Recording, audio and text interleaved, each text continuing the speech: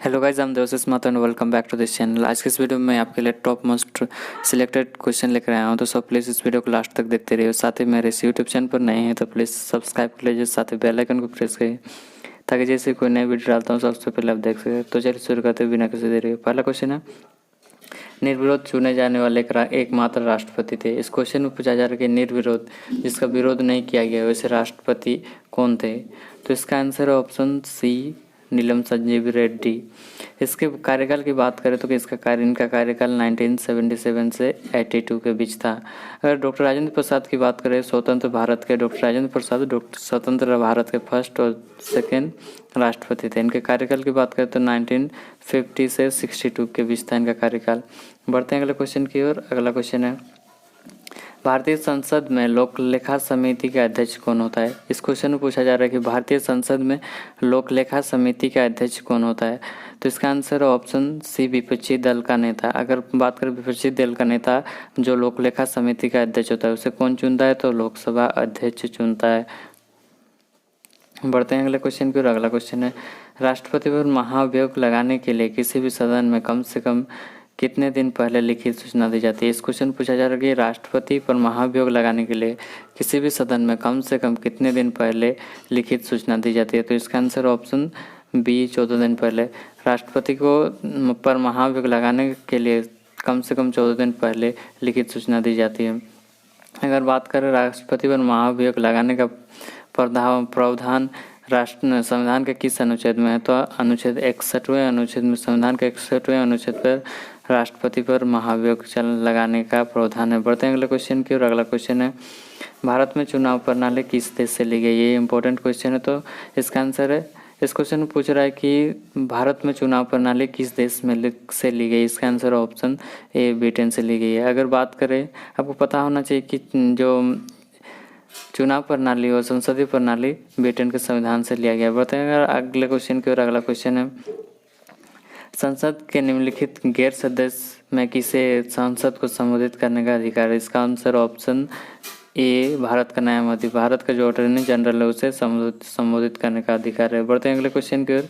एक नया राज्य बनाने का अधिकार किसे। इस क्वेश्चन पूछ रहा है कि एक नया राज्य, जैसे बिहार से झारखंड अलग होकर एक नया राज्य बनाया, उसी तरह एक नया राज्य बनाने का अधिकार किसे है। तो इसका आंसर है ऑप्शन बी, संसद को इसका अधिकार। अगर बात करें एक नया राज्य बनाने का प्रावधान संविधान के किस अनुच्छेद में है, तो किसवें अनुच्छेद में इसका प्रावधान किया गया है। बढ़ते हैं अगले क्वेश्चन की ओर। अगला क्वेश्चन है, स्वतंत्रता का अधिकार संविधान के किस अनुच्छेद में वर्णित है। इस क्वेश्चन में पूछ रहा है कि स्वतंत्रता का अधिकार जो राइट्स ऑफ फ्रीडम है वो संविधान के किस अनुच्छेद में वर्णित है। इसका आंसर है ऑप्शन बी, अनुच्छेद 21 से 22 में वर्णित है। बढ़ते हैं अगले क्वेश्चन की ओर। अगला क्वेश्चन है, पंचायत चुनाव कराने हेतु किसके द्वारा निर्णय लिया जाता है। इस क्वेश्चन में पूछा जा रहा है जो पंचायत चुनाव है वो कराने के लिए किसके द्वारा निर्णय लिया जाता है। तो इसका आंसर ऑप्शन बी, राज्य सरकार द्वारा निर्णय लिया जाता है। बढ़ते हैं अगले क्वेश्चन की ओर। अगला क्वेश्चन है, भारत में पंचायत से राज्य का शुभारंभ कहाँ किया गया था।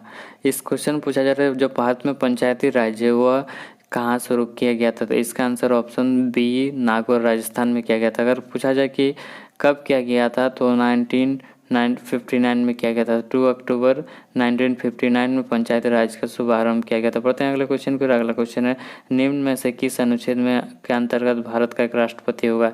इस क्वेश्चन में पूछ रहा है कि संविधान के किस अनुच्छेद में यह कहा गया कि भारत में एक राष्ट्रपति होगा। तो इसका आंसर है ऑप्शन सी, अनुच्छेद 52 में। अगर अनुच्छेद 53 की बात करें तो अनुच्छेद 53 में राष्ट्रपति चुनाव का वर्णन है, और अगर अनुच्छेद 61 की बात करें तो इसमें राष्ट्रपति पर महाभियोग लगाने का प्रावधान है। बढ़ते हैं अगले क्वेश्चन की ओर। अगला क्वेश्चन है, भारतीय संविधान के किस संशोधन अधिनियम द्वारा पंचायती राज व्यवस्था को संवैधानिक दर्जा दिया गया था। इस क्वेश्चन में पूछा जा रहा है कि भारतीय संविधान में किस अनुच्छेद संशोधन अधिनियम के तहत, मतलब भारतीय संविधान के किस संशोधन में भारतीय पंचायत चुनाव को संवैधानिक दर्जा दिया गया। तो इसका आंसर ऑप्शन 73वें चुनाव। अगर बात की जाए 73वें संशोधन कब हुआ था? 73वें संशोधन 1992 में हुआ था।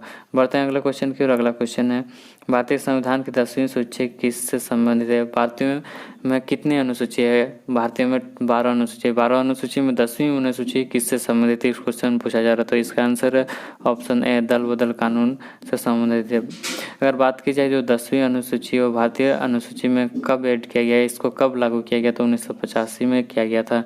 बढ़ते हैं अगले क्वेश्चन की ओर। अगला क्वेश्चन है राष्ट्रपति किस अनुच्छेद के अंतर्गत किसी भी अपराध के लिए दोषी ठहराए गए व्यक्ति को माफ कर सकता है? इस क्वेश्चन पूछा जा रहा है कि राष्ट्रपति किस अनुच्छेद के अंतर्गत दोषी ठहराए गए व्यक्ति को माफ कर सकता है? इसका आंसर है ऑप्शन बी, 72। अनुच्छेद 72 के तहत राष्ट्रपति किसी भी दोषी ठहराए गए व्यक्ति को माफ कर सकता है। बढ़ते हैं अगले क्वेश्चन को। अगला क्वेश्चन है निम्न में से किसको हटाने का प्रावधान नहीं है? इस क्वेश्चन पूछा जा रहा है कि राष्ट्रपति, उपराष्ट्रपति और मुख्यमंत्री और न्यायाधीश चारों में से किसे राष्ट्रपति ने संविधान में हटाने का प्रावधान नहीं है? तो इसका आंसर ऑप्शन डी, महान्यायवादी। जो भारत का अटॉर्नी जनरल उसको संविधान में हटाने का प्रावधान नहीं है। अगर बात करें महान्यायवादी की नियुक्ति कौन करता है? तो राष्ट्रपति करता है महान्यायवादी का नियुक्ति, और हटाता भी राष्ट्रपति है। बढ़ते हैं अगले क्वेश्चन की ओर। अगला क्वेश्चन है यहाँ पर अगला क्वेश्चन भारतीय संसद के गठन का प्रावधान किस अनुच्छेद में है? यहाँ पर देखिए भारतीय की जगह माते होगी, यहाँ पर भारतीय होगा। तो इस क्वेश्चन पूछा जाए तो भारतीय संसद का गठन का प्रावधान संविधान के किस अनुच्छेद में मिलता है?